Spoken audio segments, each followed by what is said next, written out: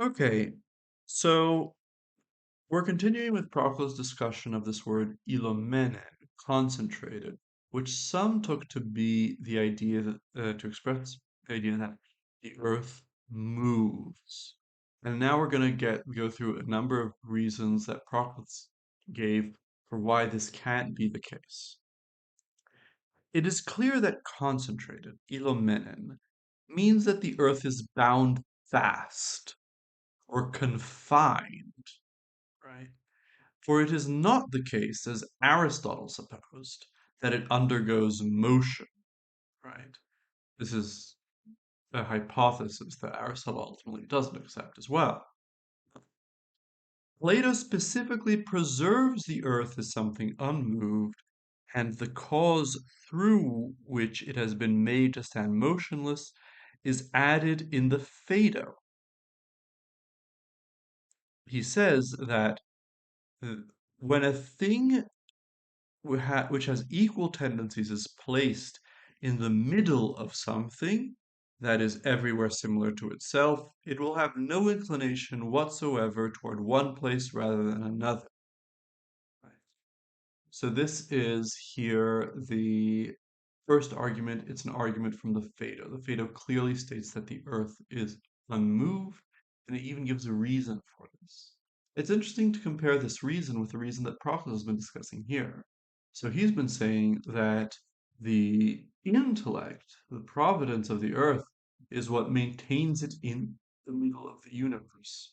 Whereas here he says that it's the fact that it is in the middle of the universe that makes it not fall down or move to the right or to the left, right? So here, being central is prior to being at rest, right?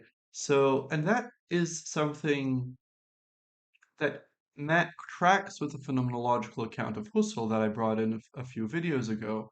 So it's the idea that it's because the Earth is an absolute reference point, right? That's what this talk about being central catches.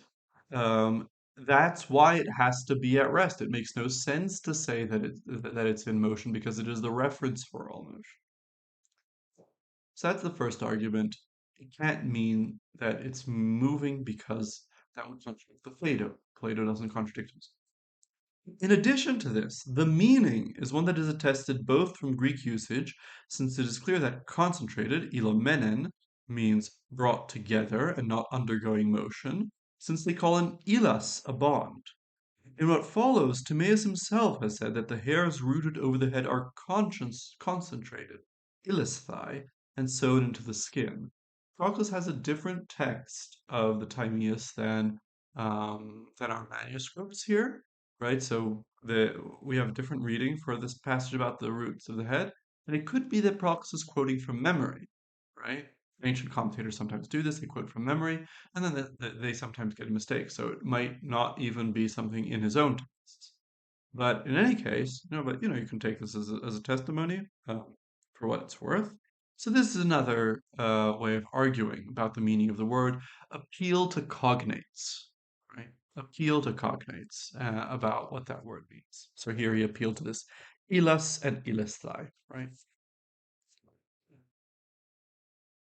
Um, in addition, he continues, if it is the case that the line at Phaedrus 247a2 says that Hestia alone remains in the house of the gods, refers to the earth, then Plato would fall far short of having the earth move.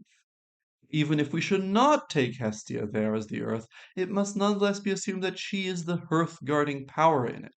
For just as we say that within the universe the celestial poles are maintained by Hestia, so too we say that the earth plays an analogous role among the elements, so that as the hypercosmic Hestia stands to the great leader of the 12 gods, so too among the things within the cosmos the earth stands in this relation to the heavens.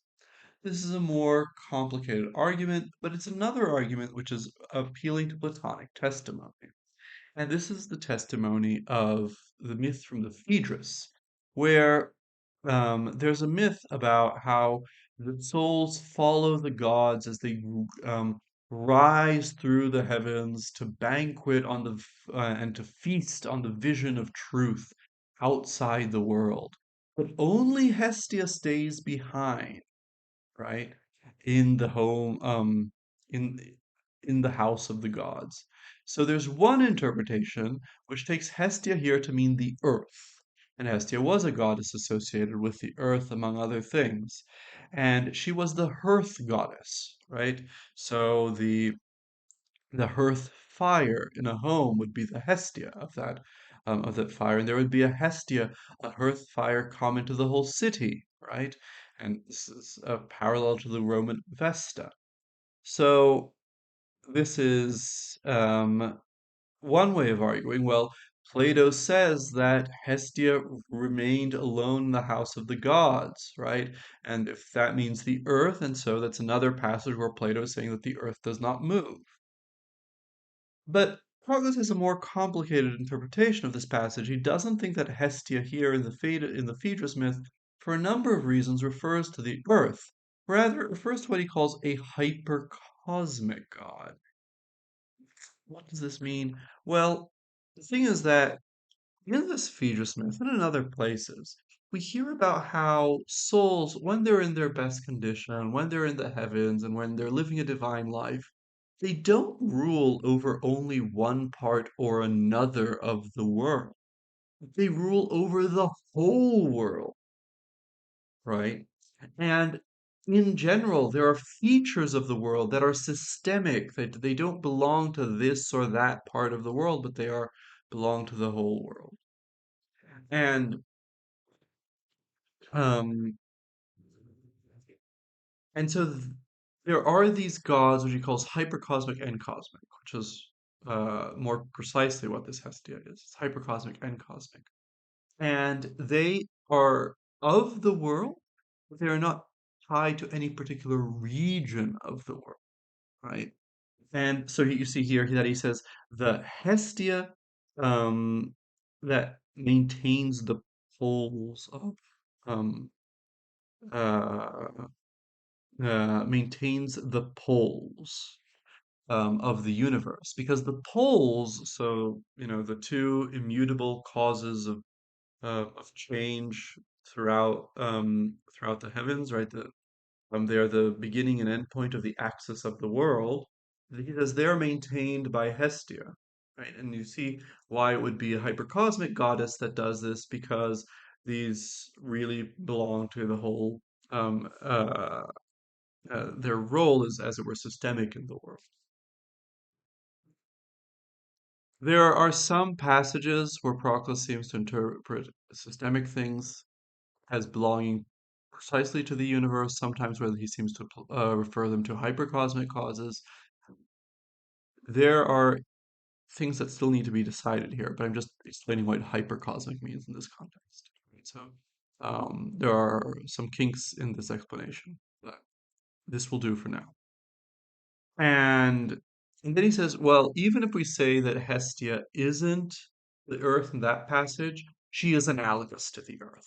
And so if she maintains things the same, so the earth will stay the same. That's his argument here. But again, basically it's another argument appealing to Plato, to another text of Plato's. Then he goes, in addition, should we look toward the Pythagorean Timaeus, we would have yet another reason not to take the earth to be undergoing motion. For he says on this point that the earth has been situated in the middle. How then could it be reasonable for us to interpret the how then could it be reasonable for us to interpret concentrated as wound around? Right, this is the idea of spinning. And to make the earth be turned around, if we are saying things congenial to Plato. Let Heraclides of Pontus, who was no disciple of Plato, hold this view that the earth moves in the circle. So here he refers to other philosophers. In particular, he refers to the Pythagorean Timaeus. Who is the Pythagorean Timaeus? The character of the dialogue, who was, a Pythagorean philosopher. And later, there was this post-Platonic text that was written as if it were the text by Timaeus that Plato used as a model to write his own dialogue. And that's what Proclus is referring to. He evidently thought that this later text was authentic. He thought this belonged to the actual Pythagorean Timaeus. And so he says that text also contradicts the idea that the earth moves. And he says, we do have reports of other people, like this Heraclitus of Pontus, who thought that the earth moved. He was not a disciple of Plato's, however. We know that he was actually someone who attended Plato's lectures, but he was not a disciple of Plato. But Proclus isn't over. He has another argument here. Plato, however, makes the earth stand motionless, or else he would not have made the complete year to be composed only from the 8 periods, would instead have added in that of the earth as a ninth, reckoning the completion of its cycle in with the others, and making a single cycle which is complete relative to the circle of the same from all of them.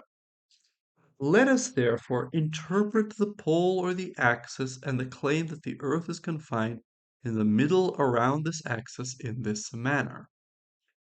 So, this final argument of Proclus's for why Plato thought that the earth did not move is that Plato talks about the great year, right? Or the complete year, which is the period of time in which it takes for all celestial beings to return to the same position. And he said that it was the composed from 8 periods, the 7 planets and the fixed stars. So that total is 8. If there was also a motion of the Earth, then there would be 9 periods. Since he says 8, he must not think that there's a separate period of the Earth. Um, it's interesting, this point about the great year, about the complete year, which is Proclus, in another text, in his commentary on the Republic, argues that, well, the complete year is this thing that Plato mentions. And that's something that we can actually calculate because we have, the periods of each of the planets around the Earth, and we can also calculate the day, right, which is the period of the first sphere. And so we can calculate that. However, the great year in the strict sense, the time it takes for all celestial bodies to return to um, the same position, to the same relative positions, that's impossible to calculate. Not because it's really big, but because every celestial body spins around its own axis. And we don't see the stars spinning around their own axis. Therefore, we can't calculate that. And therefore, we can't know what the true great year is.